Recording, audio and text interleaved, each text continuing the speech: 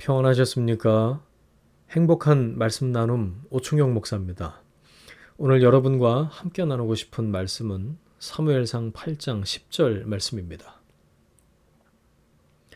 사무엘이 왕을 요구하는 백성에게 여호와의 모든 말씀을 말하여 이르되 너희를 다스릴 왕의 제도는 이러하니라. 사실 하나님이 사무엘 통해서 뜯어 말리신 겁니다. 왕 세워달라고 하도 때를 쓰니까 어쩔 수 없이 허용하신 거죠. 책임은 떼쓴 쪽에서 져야 합니다. 왕이신 하나님을 멀리하게 된 계기입니다. 이방 족속들한테는 왕이 있었지만 이스라엘에는 왕이 없었습니다. 이스라엘이 애굽에서 나올 때 모세가 지도자였고 가나안 땅에 들어갈 때는 여호수아가 지도자였죠. 모세나 여호수아가 왕이 아니었다는 이야기입니다. 하나님이 영원한 왕이시라는 말이죠. 이스라엘은 하나님이 직접 통치하시기 때문에 별도의 왕이 필요하지 않았어요. 하지만 이스라엘의 생각은 달랐죠. 이방 족속과 전쟁을 겪으면서 자기들한테도 왕이 필요하다는 생각을 하게 되는데요. 이게 사실 어처구니 없는 이야기죠. 가나안은 하나님께서 주신 땅입니다. 하나님이 허락하셔서 거주하게 된 곳이죠. 그러니 그 땅에서 일어나는 모든 일은 사실 하나님과의 관계의 원인이 있는 거죠. 예컨대 이스라엘이 하나님을 떠나 살면 하나님이 이스라엘을 징계하시려고 이방 족속을 동원해서 침투하게 공격하게 하신 건데 이스라엘은 그것을 몰랐죠. 하나님 떠나 살았더니 전쟁이 닥치는구나.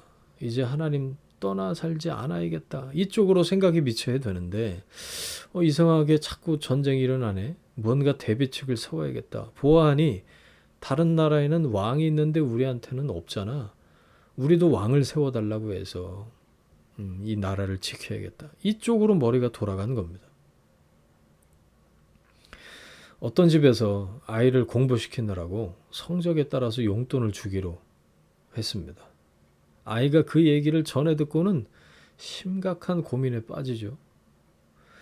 머리 싸매고 착실히 공부하는 게 자기가 할 수 있는 최선의 일인데도 불구하고 공부에는 애초에 별 마음이 없었어요.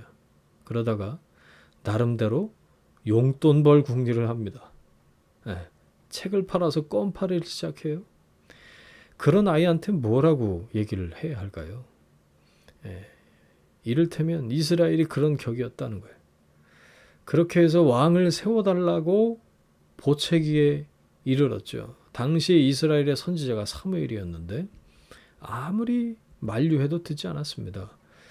우리도 다른 나라들 같이 되어 우리의 왕이 우리를 다스리며 우리 앞에 나가서 우리의 싸움을 싸워야 할 것이니이다.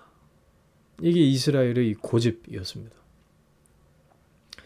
부족 국가에서 왕조 국가로 발전된 정치 형태를 갈망했다는 얘기가 아닙니다. 자기들의 이익을 보장해 주면서 대신 싸워줄 전사가 필요했을 뿐입니다. 우리도 다른 나라들 같이 되어 이게 무슨 뜻일까요? 다른 나라들이 이스라엘처럼 되어야 할까요? 이스라엘이 다른 나라들처럼 되어야 할까요? 본래 하나님께서 아브라함을 부르신 이유는 아브라함을 통해서 땅의 모든 족속이 복을 얻게 하려는 것이었습니다. 이스라엘은 제사장 나라입니다. 이스라엘을 통해서 하나님의 뜻이 열방에 전파되어야 합니다. 그런데 오히려 이스라엘이 열방을 기웃거리고 있는 노릇이에요. 우리의 왕이 우리를 다스려야 한다는 얘기는 지금 나에게 무슨 뜻일까요? 하나님이 왕이십니다. 그런데 누가 또 다스린다는 말입니까?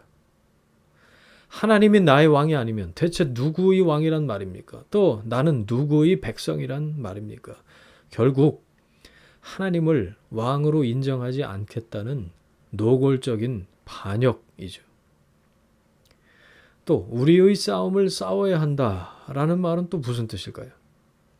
대체 이스라엘에게 어떤 싸움이 있다는 말입니까? 그리스도인이 싸워야 할 싸움이 있다면 믿음의 선한 싸움뿐이죠. 성도들에게 세속적인 싸움은 존재하지 않습니다. 그런데 이스라엘이 여기서 말하는 싸움을 통해서 얻으려는 것이 어떤 것일까요? 예, 하늘에 속한 것이 아니라 땅에 속한 것입니다. 그런데도 마치 신앙적인 싸움을 하는 것 같은 그런 표현을 쓰고 있어요. 이게 문제입니다. 간혹 신앙의 이름을 도용해서 남보다 높은 자리에 오르려는 사람이 있죠. 남보다 높은 자리에 오르는 것을 신앙에 대한 보상인 양 착각하는 사람이 있습니다. 하지만 그런 일에 신앙이 동원되는 법은 없습니다.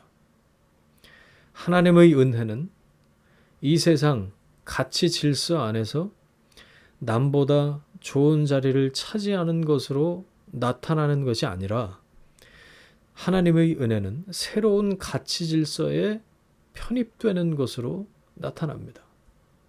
그 은혜는 하나님을 왕으로 모시고 살 때, 왕의 명령에 순종하면서 살아갈 때 경험할 수 있습니다. 오늘도 말씀 앞에서 반복해서 생각합니다. 누가 나의 왕인가?